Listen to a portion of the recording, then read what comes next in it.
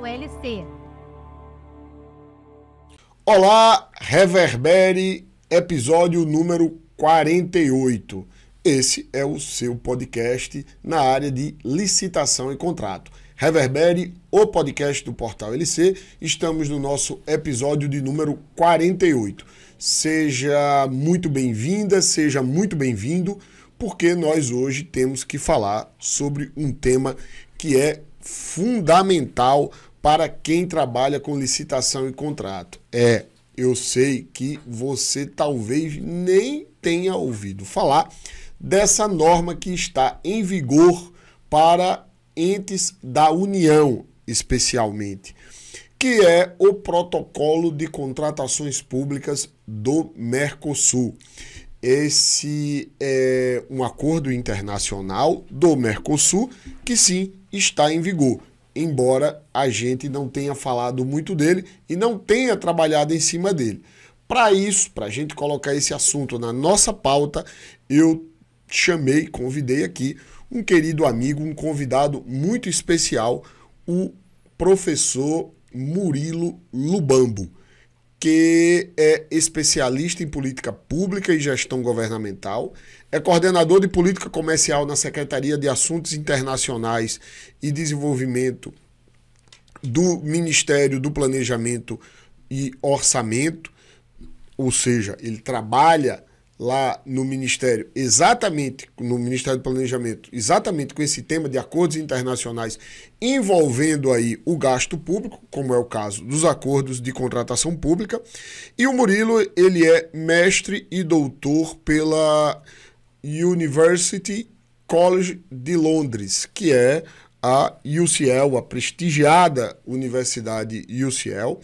E ele já tem uma vasta experiência, inclusive junto à Comissão Econômica para a América Latina, a famosa CEPAL, e junto à Organização Mundial do Comércio. Então, eu o conheço, sempre trocamos ali muitas mensagens de WhatsApp, né, Murilo, ali, debatendo esses temas de internacionalização da contratação pública.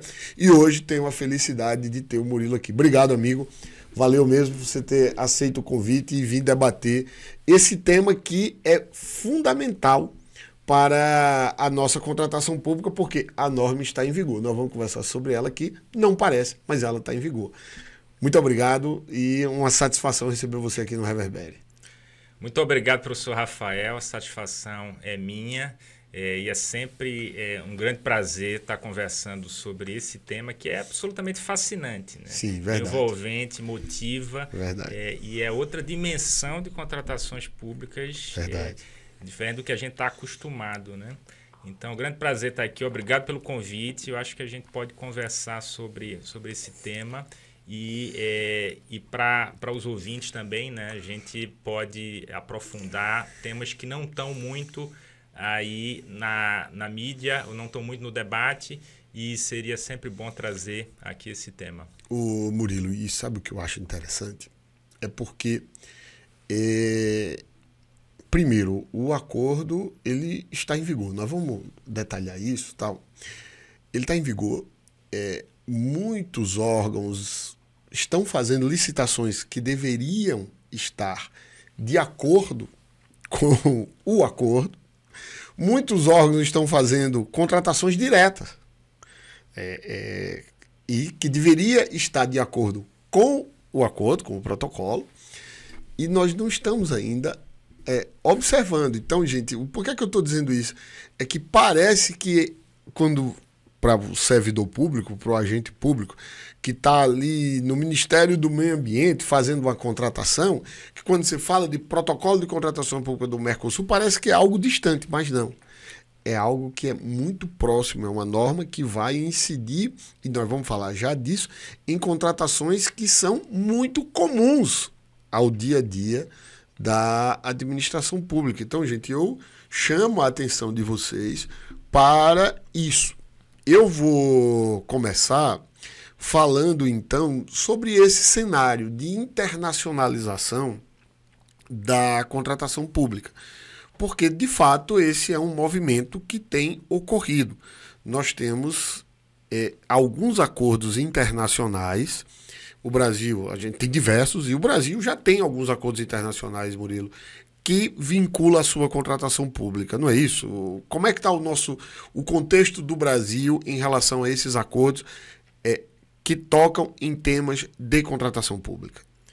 Perfeito, Rafael. É importante salientar que o Brasil ele assinou acordos de contratação pública com alguns países, iniciando aqui na América do Sul, né? Desses acordos que o Brasil assinou, o primeiro acordo a entrar em vigor foi o capítulo de contratações públicas do Acordo de Livre Comércio com o Chile, né? Então, desde 2022, inclusive a gente já fez uma live sobre esse acordo, está em vigor desde 2022 e ele se aplica a todas as licitações na esfera federal que estejam cobertas pelo acordo. O acordo tem uma grande abrangência, então foi esse o primeiro acordo a entrar em vigor e tem observância obrigatória nas licitações para as compras cobertas, né? Sim. O Brasil assinou também um acordo com o Peru nessa temática. Esse acordo ele foi aprovado no Congresso Nacional. Do lado peruano ainda está pendente de ratificação do lado peruano e então, portanto, o Brasil assinou, mas não está em vigor, né? Porque ele não tem ainda a contrapartida do Peru. Não tem a contrapartida do Peru. Um outro acordo que foi assinado, que é esse acordo que a gente vai falar hoje, foi assinado em 2017, após um longo debate que durou aí praticamente 20 anos. Sim. De debate, de idas e vindas. Os países conseguiram fechar um texto, né? Um texto de um tratado, um protocolo, que foi assinado em dezembro de 2017. Submeteu-se ao Parlamento brasileiro, o Congresso aprovou esse ano e o presidente da República ratificou o tratado, ou seja, depositou o instrumento perante o depositário e o acordo entrou em vigor com relação a Brasil e Uruguai, né? Que foram as duas partes que ratificaram o tratado e isso ocorreu em 4 de agosto de 2024. Ou seja, só para a gente entender, gente, o protocolo, então, ele envolve os países que são membros do Mercosul. Hoje, nós já temos a Bolívia, embora ainda não sabemos, eu pelo menos não consegui descobrir como fica a situação dela em relação aos acordos, a todos os acordos, especialmente a esse protocolo de contratação. Mas esse protocolo foi assinado pelo Brasil, Uruguai e Paraguai. Só o Uruguai ratificou e o Brasil. Só o Uruguai e o Brasil ratificaram. Então, por isso, ele só tem vinculação para o Brasil e o Uruguai, não tem para outros países. Exatamente. Então, a Argentina e o Paraguai ainda está pendente de ratificação com relação a eles. Se eles vierem ratificar ou quando fizerem, o protocolo vai valer com relação a eles. A Bolívia entrou agora no Mercosul, há um prazo aí de adaptação de 4 anos. Sim. Pode vir a entrar a negociar no futuro, né? Sim. Então, o mais importante é dizer que o protocolo está em vigor na esfera internacional, ou seja, o Uruguai pode cobrar a observância do protocolo. Sim. E as regras a gente vai falar daqui a pouco. E o Brasil também pode cobrar do Uruguai que eles observem as regras. Mas ainda tem mais um que você ia falando e eu interrompi, que é o Singapura. Perfeito. E o acordo do Mercosul, aí foram os 4 países do Mercosul que assinaram com Singapura um acordo de livre comércio assinado em dezembro do ano passado. Ele contém um capítulo de contratações públicas e vai ser submetido aos parlamentos dos países, né? E esse acordo esse capítulo de contratações públicas tem uma série de regras que vão se aplicar às licitações tanto em nível federal quanto a algumas licitações no nível subnacional. Então, a gente tem aí praticamente 2 acordos assinados ainda não em vigor e 2 acordos que já estão em vigor com o Chile e agora no Mercosul com relação ao Uruguai. Você falou de um mundo fascinante e, na verdade, gente, é um mundo fascinante porque é um mundo até um tanto quanto complexo. esse mundo dos acordos internacionais sobre contratação pública. Eu começaria até para falar aqui, Murilo, para colocar num contexto a nossa audiência, é que nós estamos aí nesse cenário diante de diversos modelos de compromissos relacionados à contratação pública. E esses modelos partem da ideia de liberalizar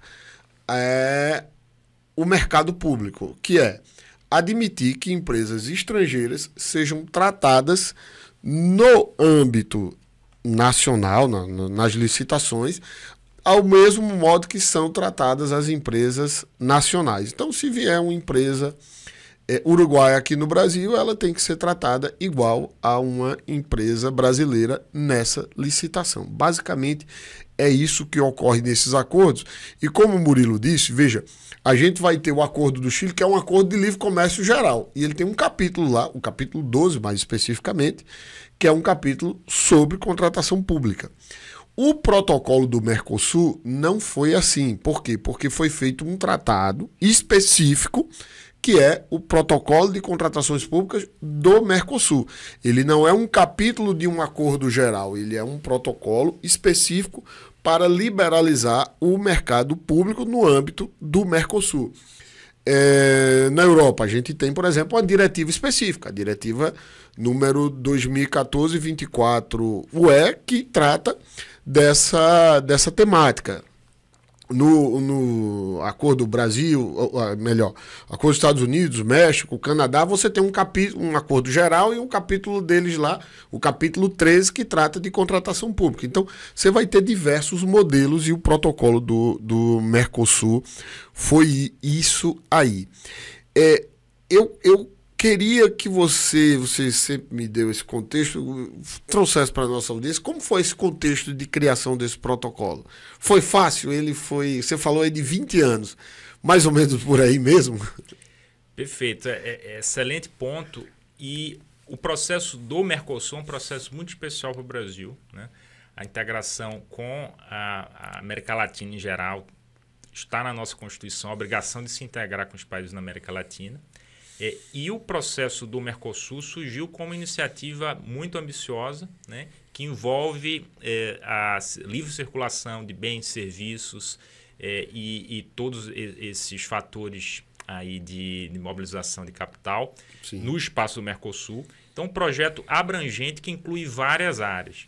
Então, dentro desse processo do Mercosul, criou-se um grupo específico para lidar com contratações públicas em 1997, e isso culminou em esforços de colocar em um texto as visões dos países sobre esse assunto, né?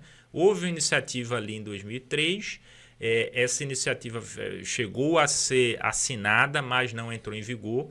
Esse grupo se reuniu novamente ali a partir de 2004, 2005, houve uma série de reuniões, decidiu-se que aquela versão anterior ia ser revisada, então Sim. de 2015 até ali 2017, os países consensuaram essa versão atual do Protocolo de Contratações Públicas, que passou nos congressos. E é muito simbólico isso, porque é a concretização na área de contratações públicas de uma determinação da política externa brasileira, que é fortalecer o Mercosul. Correto. E fortalecer o Mercosul significa que um fornecedor de um país poderia fornecer para o governo do outro. Então, isso é basilar, é fundamental num contexto em que países querem se integrar. Os bens e serviços dos privados já circulam, em grande medida, livremente, e por que não os fornecedores para os governos, né? Por que não uma empresa qualificada brasileira não teria a garantia de, eventualmente, licitar para o governo uruguaio? Por que uma empresa inovadora uruguaia não poderia participar aqui de licitações no Brasil? Então, acho que o protocolo garante isso no nível internacional. Correto. Muitas dessas garantias já estão aqui e ali, principalmente na nova lei, que é 1433. já estão no texto da lei. Então, o protocolo ele dá essa garantia no nível internacional para mudanças, para evitar que haja um retrocesso em garantias que muitas vezes já estão presentes ali no ordenamento. Então, foi um processo longo, foi um processo que se maturou ali em 2017 e agora a gente tem a felicidade de ver o protocolo em vigor, né? Ainda não há o decreto do Poder Executivo. Que internaliza ele, digamos assim. Ele daria publicidade maior, executoriedade interna, e isso dá mais garantia aí a você que é agente de contratação, a você que é gestor de contratos, para entender qual o efeito prático, dá a garantia de que pode se aplicar as regras, a própria AGU alterar ali o edital para contemplar o protocolo. Isso é uma lacuna, mas deve vir aí, imagino. Mas em nível internacional já está em vigor. Já está comprometido. Eu acho muito interessante isso, gente. Porque, Murilo, o protocolo do Mercosul, a gente teve a versão de 2003, como você falou, que foi a primeira. Depois nós tivemos uma de 2006. Essa de 2006 ela chegou a ser ratificada pela Argentina e não foi para frente. Teve uma revisão que, se eu não me engano, foi de 2009, depois que não chegou nem a prosperar, como você falou, não foi assinada.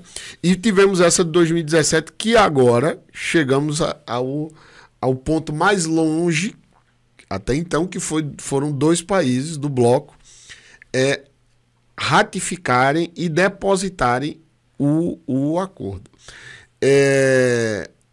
Então, isso é sintomático do quanto a gente ainda vive uma ideia, porque essa coisa de liberalizar o mercado público, ela foi discutida quando lá da elaboração do GATT de 1947, do Acordo Geral de Tarifas e Comércio, de 1947, pós Segunda Guerra Mundial.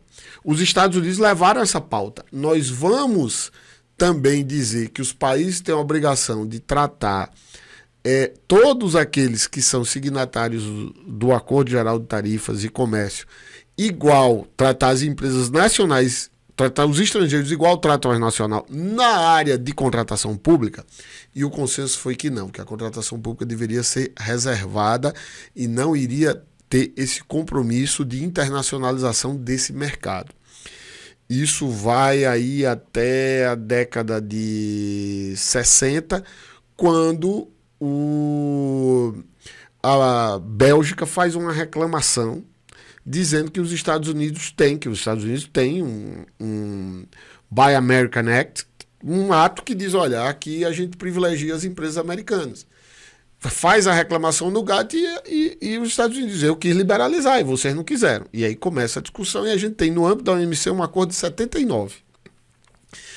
Isso por quê? Porque havia um acordo de 79, no âmbito da OMC não, da então Organização do Comércio Internacional, OIT, que dizia, não,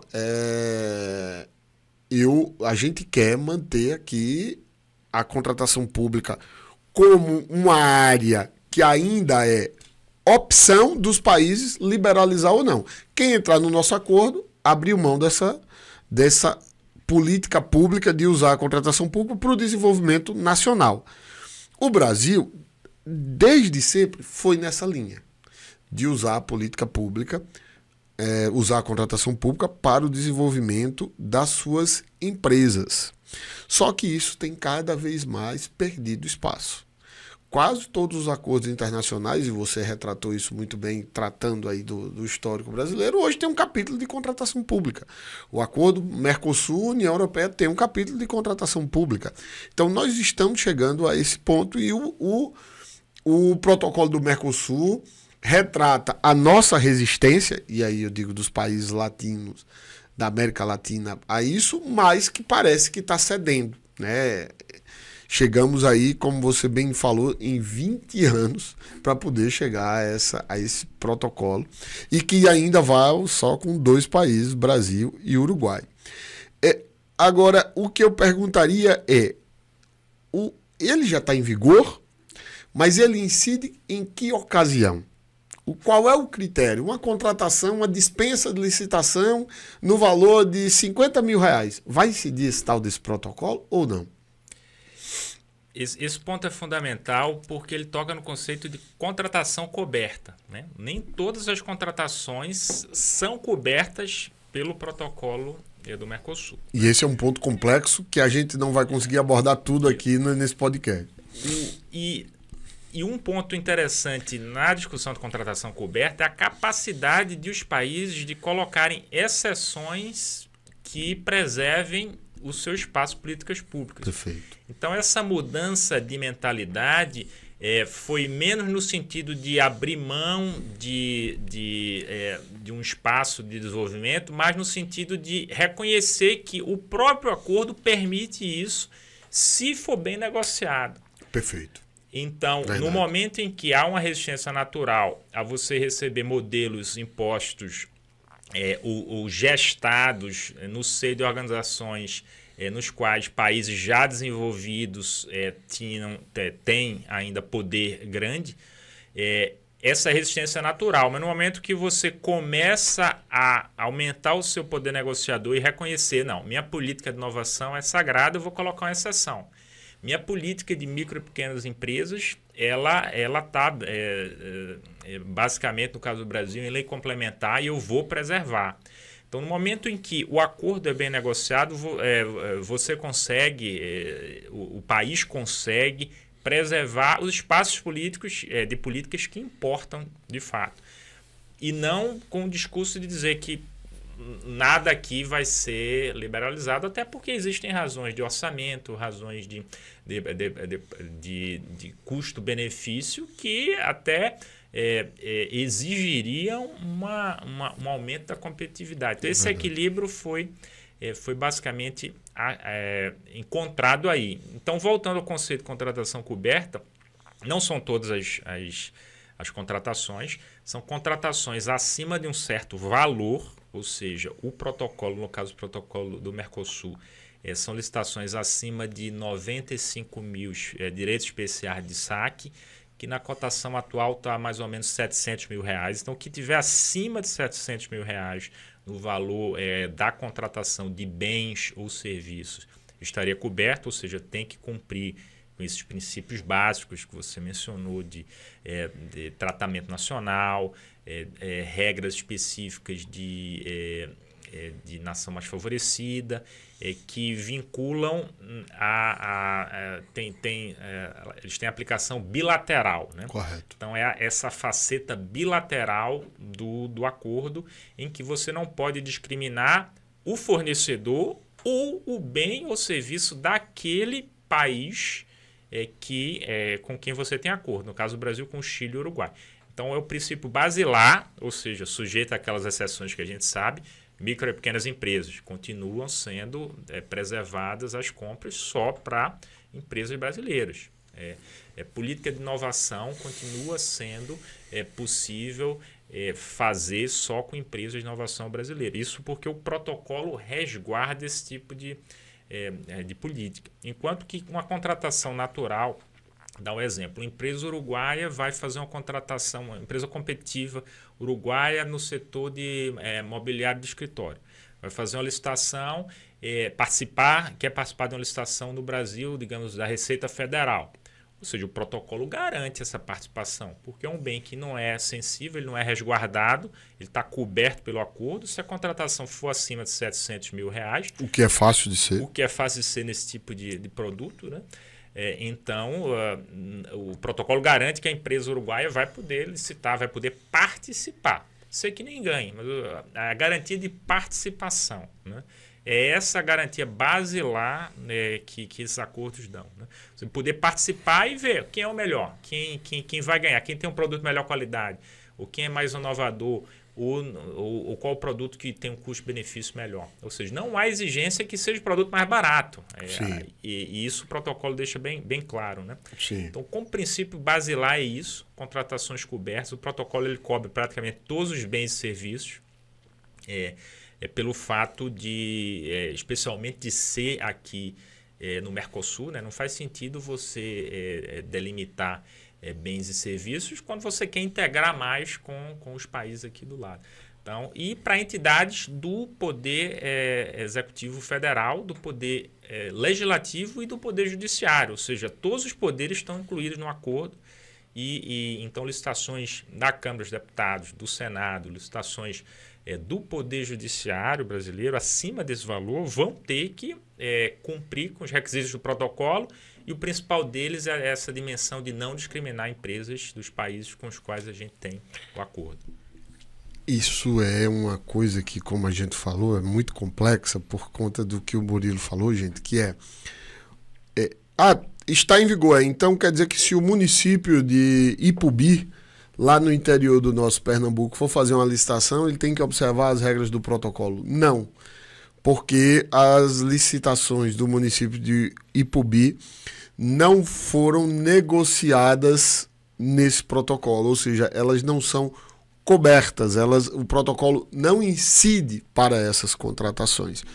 Então, nós temos aqui algumas regras básicas para incidência. Nem toda contratação vai vai ser abrangida pelo protocolo. Vai depender de quem está contratando e do que está contratando. Esse do que vai se basear no valor e às vezes no objeto.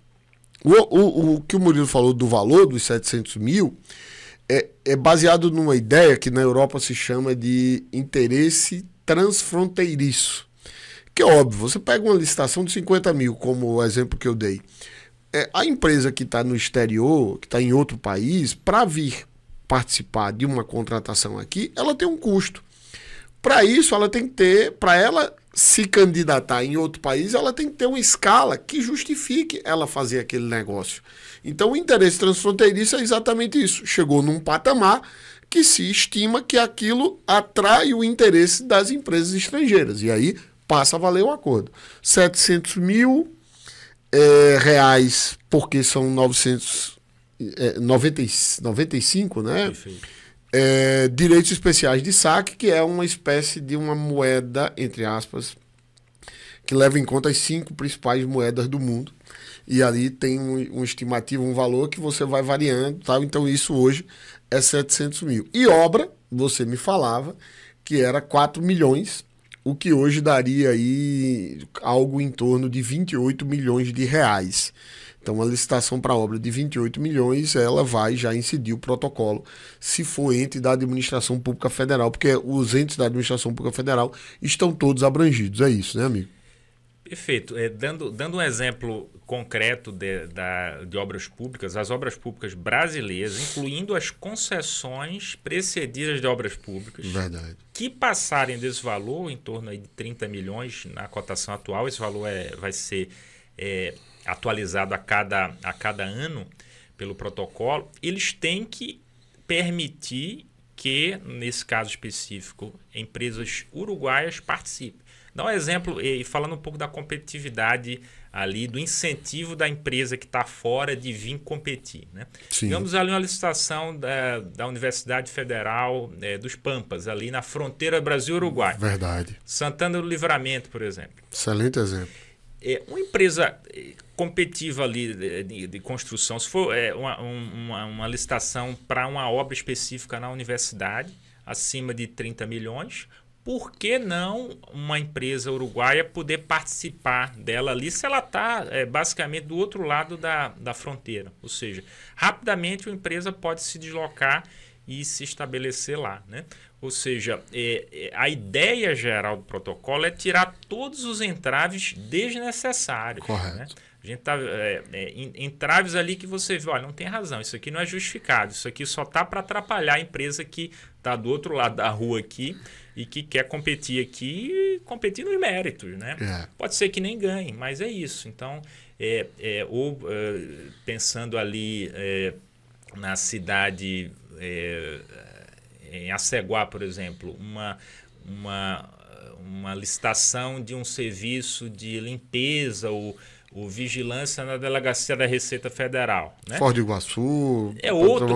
Qualquer exemplo ali de fronteira. Olha, empresas que estão do outro lado são muito competitivas, ou seja, podem oferecer os serviços, né? Com as garantias de prestação. A ideia é que o edital, e é isso que o protocolo traz, retire os requisitos desnecessários, né? E a própria nossa lei vem nessa linha. O artigo 52, parágrafo 6º, coloca: o edital não pode conter barreiras de acesso ao licitante estrangeiro, na habilitação, na qualificação do julgamento, né? Você sabe que você deu um excelente exemplo que no Tribunal de Justiça da União Europeia há julgados que eles também, né, na União Europeia também têm os limiares, né, que uma vez alcançados incide a diretiva europeia, mas há alguns julgados que dizem que certas regiões de fronteira que tem um comércio logo do outro lado ativo, não precisa do limiar, porque aquela condição já é suficiente, a proximidade geográfica já é suficiente para instigar o interesse transfronteiriço, embora se trate de uma empresa de outro país. Porque é o que você coloca, tudo bem, vai sair uma empresa lá do Uruguai, né, para cá. Eu dei o exemplo de Foz do Iguaçu, que pegaria ali Uruguai, Argentina e Paraguai.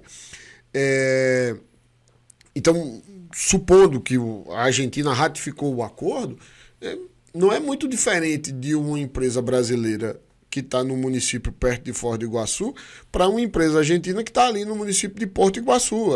A proximidade geográfica torna o interesse das duas muito próximos, né, em termos de as condições, melhor, de participar daquela licitação muito próximas. Então, de modo que a proximidade geográfica é um elemento que, às vezes,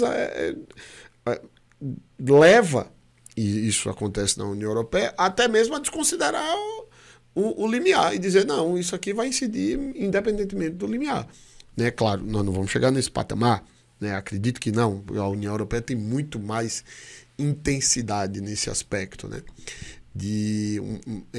Não é algo nem mais internacional, já é supranacional, as instituições europeias. Que era o nosso objetivo ali no começo. Né? No Mercosul, sim. No Mercosul. E esse ponto é essencial no sentido de que quem está fazendo o edital, ele vai observar o protocolo, ou seja, tem que observar, você que é agente de contratação, você que está compondo, escrevendo o edital, você observa o protocolo, agora não impede de que você, numa contratação que não chegue nesse patamar aí de 100 mil, você já formate o edital habilitando isso. Ou seja, o protocolo ele obriga que seja aberto o processo acima desse patamar. Agora, por razões de competitividade, você num patamar menor, você pode dizer, tudo bem, a nossa lei dá guarida a esse tipo de situação. O protocolo ele obriga acima desse valor. O que for abaixo, você pode considerar importante ou interessante abrir, né? É importante, primeiro, a gente dizer, e aqui, como você colocou, Murilo, muita gente até diz, mas para que esse acordo? Se você tem lá no artigo 9º da Lei 14.133, a regra clara de que tem que tratar a empresa brasileira, tratar a empresa estrangeira igual tratar a brasileira. Mas isso não é um compromisso internacional. Isso é uma lei nacional, que é, digamos assim, contraditada pela própria lei 14.133, porque a 14.133 diz isso, mas lá no artigo 26 ela traz a tal da margem de preferência. A margem de preferência, gente, ela vai cair por terra diante das empresas uruguaias. Porque nós agora temos um acordo que diz o seguinte, a empresa uruguaia é tratada igual a empresa brasileira.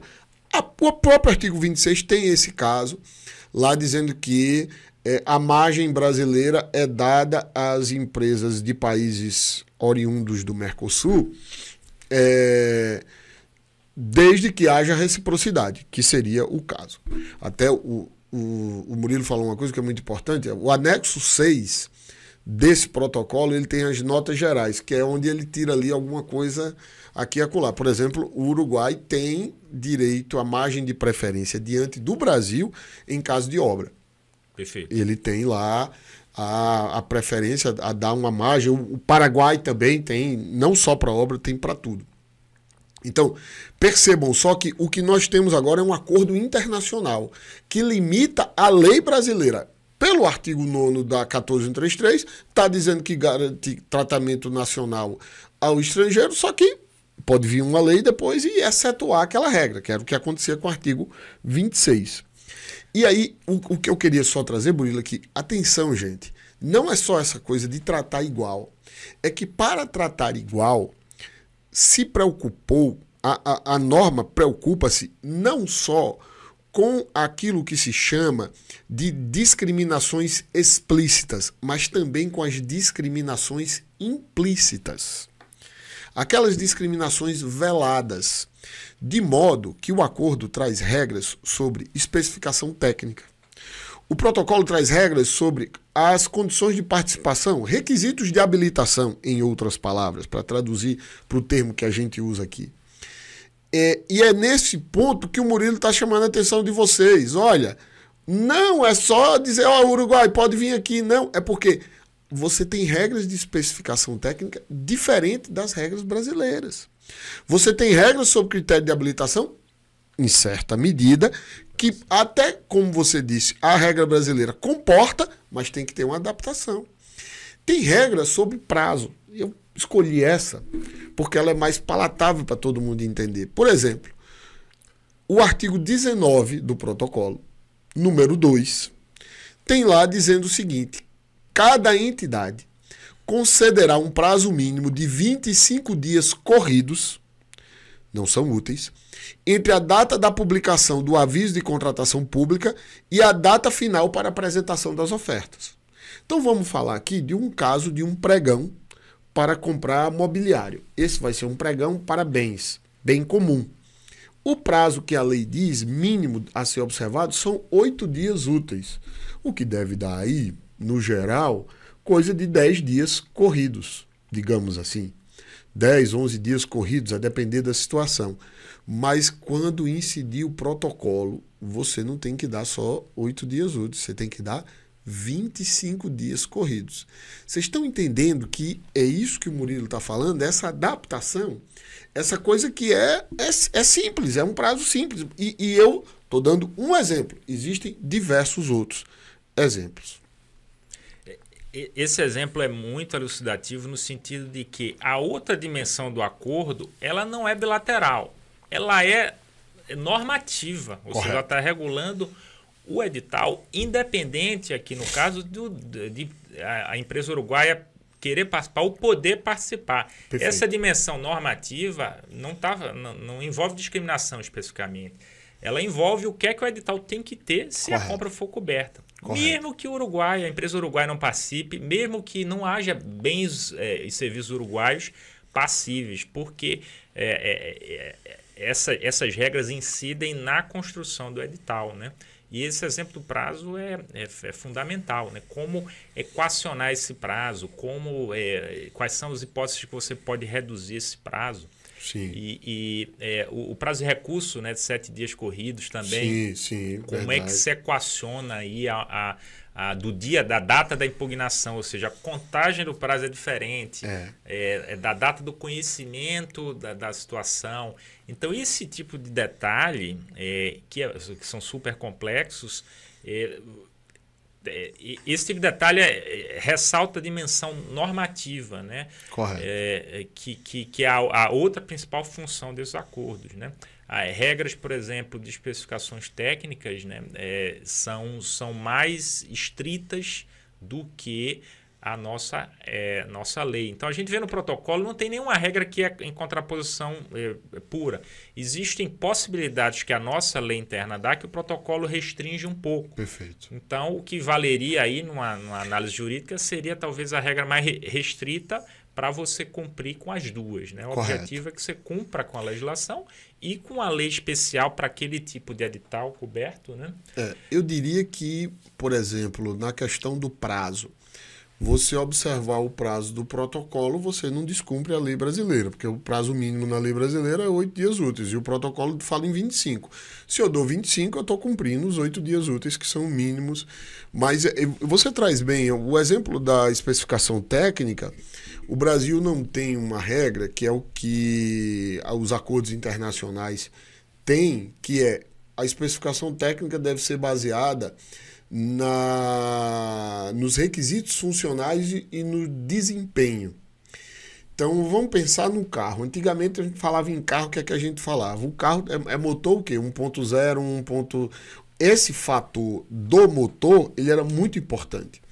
E isso não é um requisito funcional. O requisito funcional é exatamente você falar do que aquele carro entrega.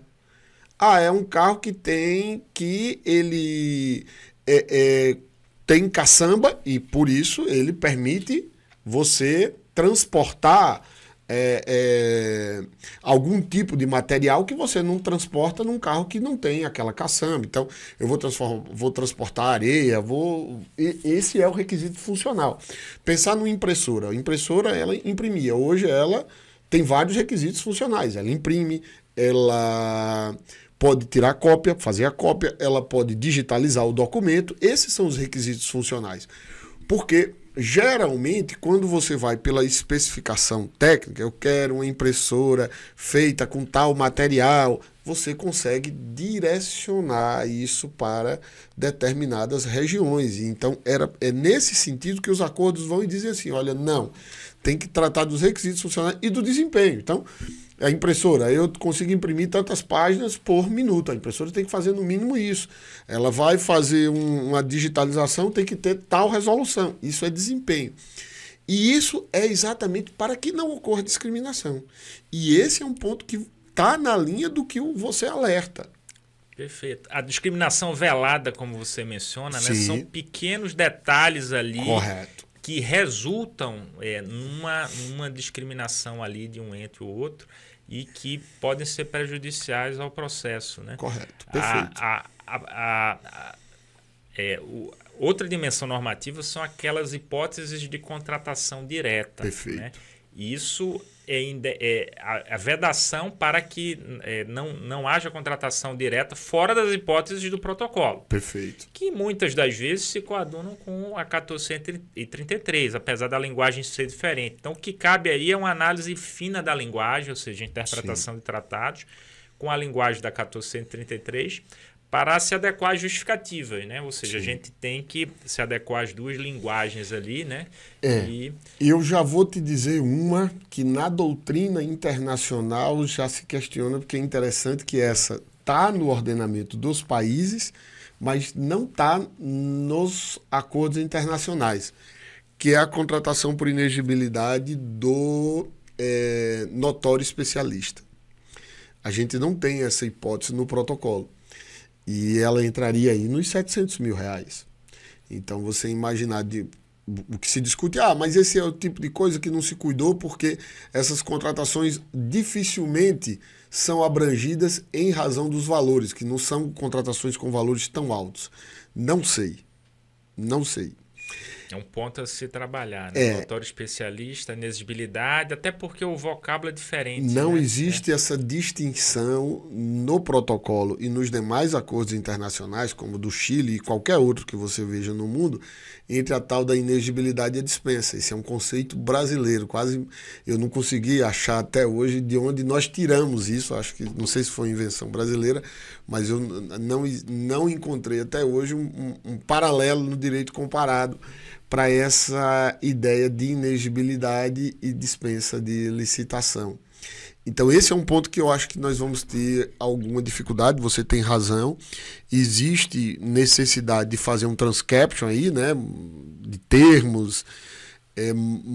Tá lá a presença do emergencial, tá lá a presença da contratação deserta, fracassada, do fornecedor exclusivo, tá tudo isso lá.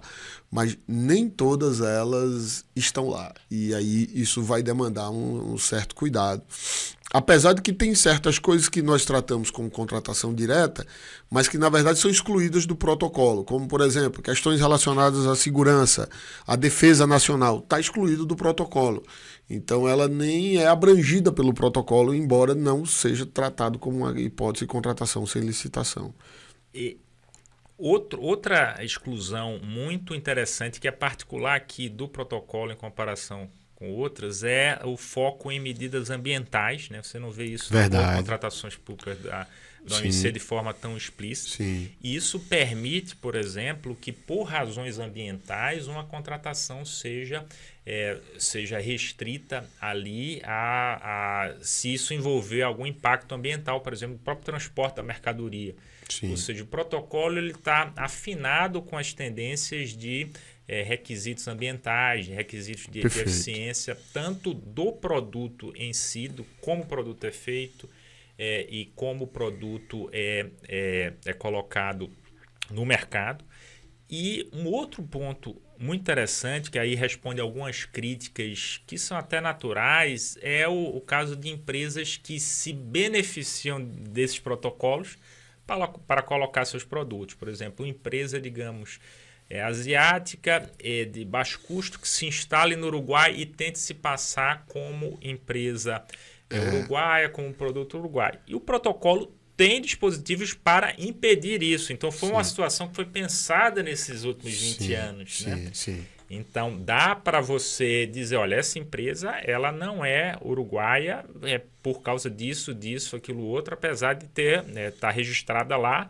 Então, o protocolo traz regras sobre isso, ou seja, isso é uma garantia de que apenas empresas que contemplem os requisitos ali de origem, de serviço ou de bens estejam contempladas. Eu acho que é uma dimensão interessante que... Interessantíssima, sem dúvida, amigo, interessantíssima e que merece atenção, porque como você bem alertou, né, a gente falava aqui do clube, né, o compromisso internacional do Brasil é com as empresas as empresas e os produtos, e aí incluindo serviço, obra, oriundos do Uruguai. Outro não há esse compromisso.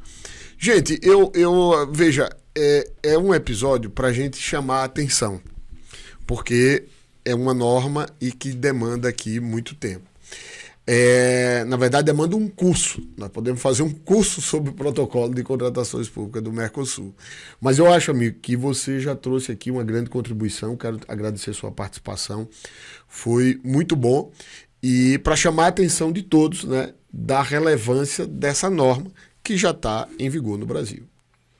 Muito obrigado. Vamos continuar essa conversa. Vamos, sim. Em outros programas, em outros contextos. Sim. E para você, ouvinte, para você, espectador, mande as perguntas, faça os questionamentos, porque esse envolvimento é essencial para a gente entender melhor esses instrumentos. O Murilo faz uma grande contribuição para todo mundo aqui. Então, por favor, deixa o seu comentário, que nós vamos ficar de olho. Eu vou passar para o Murilo e nós vamos trabalhar isso, porque, de fato, como eu falava de início, é um conteúdo que ainda tem muita coisa para a gente desenvolver. Na verdade, com essa tendência do Brasil assumir outros compromissos, e como são todos muito parecidos, a minha tese de doutorado é sobre isso, são muito semelhantes, a gente trabalhando a gente já está se preparando para os demais que virão. Murilo, muito obrigado, viu? Foi muito bom. Grato. Obrigado. Gente, agradecer a você pela sua participação, mas antes, né, eu não posso aqui liberar vocês sem antes fazer o meu pedido. O pedido de que, se você gostou, deixe a sua curtida e compartilhe. Compartilhe com aqueles colegas que você sabe que se interessam por esses temas de licitação e contrato, especialmente esse tema. Isso é algo que a gente ainda precisa desenvolver para que esse protocolo seja de fato incorporado à realidade brasileira. Por favor, se você está nos ouvindo e nos assistindo no Spotify, deixa a sua avaliação. Isso é muito importante. A sua curtida, a sua avaliação, o seu compartilhamento é muito importante para que o conhecimento na área de licitação e contrato reverbere. Obrigado por sua audiência e até o nosso próximo episódio. Forte abraço, até lá.